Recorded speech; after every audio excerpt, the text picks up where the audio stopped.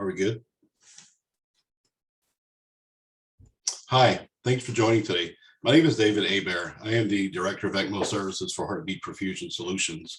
First of all, I'd like to thank everyone for taking time out of your busy schedules to join our conference. Speakers, vendors, and attendees as well. It really means a lot to us to have your support as we continue to grow across our nation. So again, thank you very much. We appreciate your attendance. Today, this session, we're going to talk about a former ECMO patient story. This patient was on ECMO when I was at Children's Hospital in New Orleans. And so quite a unique, we all have unique ECMO runs. So we all have our ECMO champions. And of course, we also have our losses also. But this patient was just very different. After 20 something years, this case and this family was just so resilient, so positive, so easy to work with, I guess, with all due respect to any other patients we've had. And so again, her story was quite vigorous, I guess. If you want to put me vigorous, it was difficult. So this is just a healthy. Now, let me stop for a second. I apologize. The family was supposed to join us today to more like a Q&A kind of thing and express their experience, but something kind of has come up with them. Avery is due to have a bone marrow transplant, which has been pushed up to next week. So the family asked if they could, they were going to take her on vacation and have like a nice family gathering and go out and enjoy some time together. So of course, that's important. So I will be representing the family today and kind of give you an idea of what happened behind the scenes and everything. So Avery was just this healthy 5-year-old little girl playing in her yard one day with her brothers and sisters, running around in the grass, playing in swing set, whatever. And, like many kids, they don't like to wear shoes out in the yard. I don't like to wear shoes always, right? So she was running the yard barefoot through the grass, playing around, got a small cut in her foot. And, kids get that often. They really didn't think it was a big deal. And a couple of days later, she just started feeling. They brought her into our ER, and they admitted her to the PICU because she was showing signs of respiratory distress, and she was obviously her cut was red, it was infected. She was running a low-grade temp. White cells were elevated. So, and again, due to the fact of her respiratory distress, she was brought to the PICU straight from the ER. After numerous tests, I'm going to read this to you because I can't remember it offhand. Her infection was Chromobacterium violaceum, which is a gram-negative bacillus rod that typically starts in localized infection when your skin comes in contact with stagnant water or soil. So there you go, cut in the foot led to this. She was in our PICU for a couple of days. And I remember it was a Saturday morning. I came in to make rounds in our ECMO. We had 2 ECMO patients running in the house. Came in to make rounds and just as normal fashion, walked through the PICU to see if there's anything they might need ECMO-wise.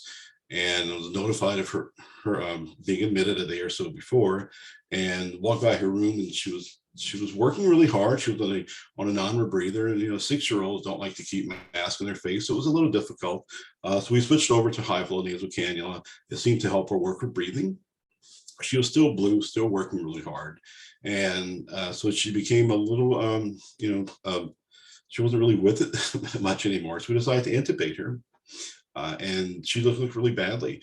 So I called up our ECMO medical director, which at the time handled most of the ECMO cannulations in the hospital.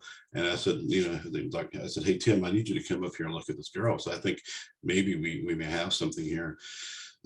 So he came up, and, within a half hour or so, we had her on ECMO, and she had a very difficult 18-day run, just from being from a septic aspect, lots of bleeding. Her right lower lobe became quite necrotic, so we had to do a lobectomy on her on day 12 or 11 of ECMO, and she bled a lot in OR that day.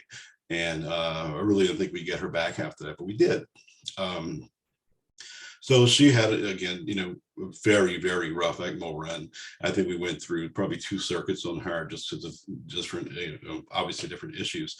Excuse me. So, but it was just a very emotional run for all of us, because the family was just so amazing and so into her care and wanting to, they were wanting to be part of the care group. But we always, of course, have families make rounds with us in the morning, and we spoke directly with them and build that rapport with them, which is really important. So it just felt very different. But she did well. She went home and she's a healthy 12, almost 13-year-old now, apart from needing a bone marrow transplant. But besides that, physically, she's running cross country, so she's on her school swim team. So if you look at her and you look at her, bouncing around and swimming and jumping, she doesn't look like she was ever in ECMO for 18 days, and that her respiratory process is relatively fine for having a lobe missing. We know how that works. You can compensate, your body compensates relatively easily, but she did really well. So not very long after she was discharged, and she would come by to visit quite often. She was our little ECMO poster child for about a year or so. So about a couple of months after her discharge, I wanted to talk about her story, because it affected all of us. And at the same time, I was trying to think of ways to utilize her story, which we had her parents' permission, 100%. How do we utilize this story as a positive outcome for our center? Utilize in the marketing aspect, and just to kind of increase morale amongst the team. So I reached out to our film department, and we created this video we're going to show you. I'll show you in just a couple of minutes. And it was also to our medical director. We had gone through a lot of changes in administration, and his surgical partner actually left. They're both CT surgeons, so he had a lot on his plate. So I just thought this would be great, right? It'll lift his spirits, everyone's spirits. Great marketing. It'll portray a wonderful positive case. So again, like I said, I was hoping to be here today because I planned on a whole array of questions, and we kind of rehearsed this behind the scenes, and they were more than happy to want to be part of this. But I understand why they spent some time together before next week. So if we could please play the video. I'd love you guys to watch this.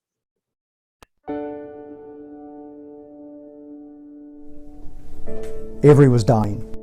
She came in with abdominal pain and fever and not feeling well, and they did a CT scan, and on the CT scan there was an incidental finding of a necrotizing pneumonia. They were treating her for pneumonia all day Friday. She wasn't getting any better. She was getting worse. And by Saturday afternoon, they basically came out and said that your daughter is dying. I just happened to be on the unit at the time. As soon as I walked in the room, I took one look at her. I knew she only had minutes before she was going to arrest and potentially die. She was very swollen, plethoric. She was blue. Something had to be done urgently. He stepped in within minutes, and then he was like a superhero or a Super Bowl quarterback, throwing, calling plays. I was able to mobilize the ECMO team pretty rapidly. ECMO is a type of heart-lung bypass machine. The whole purpose of ECMO is to allow the heart and the lungs, specifically the lungs, to rest. And ECMO is basically an extension of what we do every day here at Children's Hospital. Once we got her on ECMO, she was quite stable. What we discovered was that she was probably bleeding from her lung.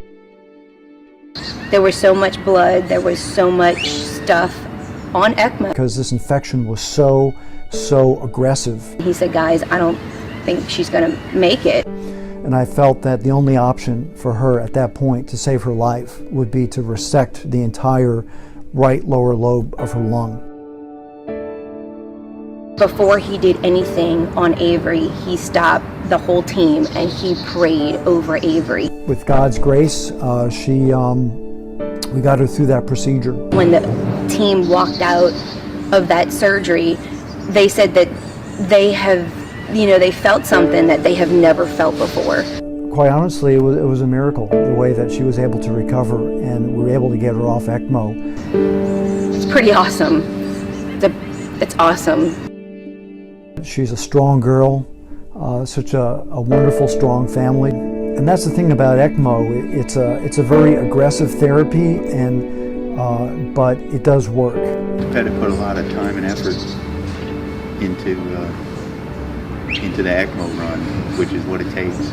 And in her case, it was the only option. She would not have survived if we had not put her on ECMO. Basically did everything he could to save her life, and it took a lot, and he did it. You know, if ECMO can save one patient, it's worth it.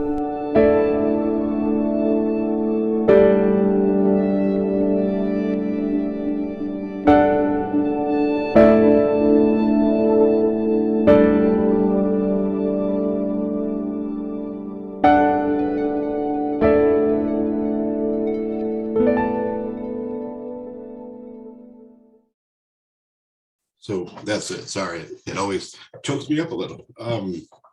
Sorry.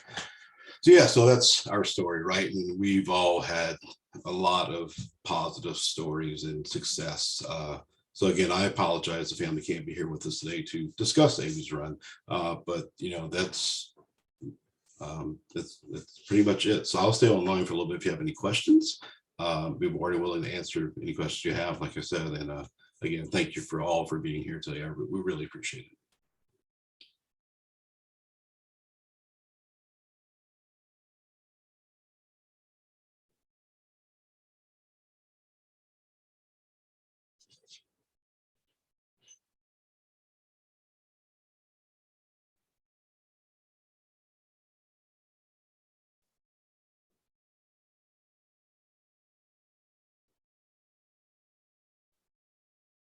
Yeah, it is. It's a miracle. Thanks.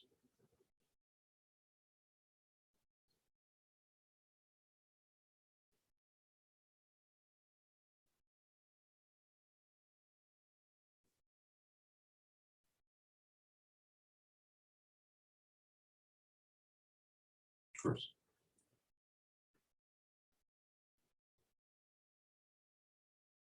So I'm just answering the questions that I see online. People saying thank you. Great story.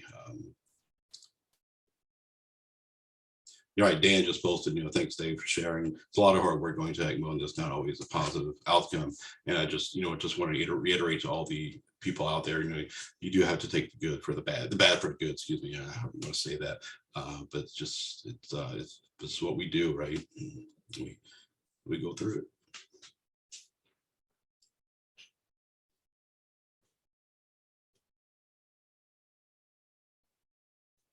All right. Thank you for your time. Again, thank you everyone for being here. On behalf of HPS, we appreciate you, again, taking time out of your busy schedules to be part of our conference. It only helps us succeed. And we look forward to seeing you all guys next year. So thank you very much.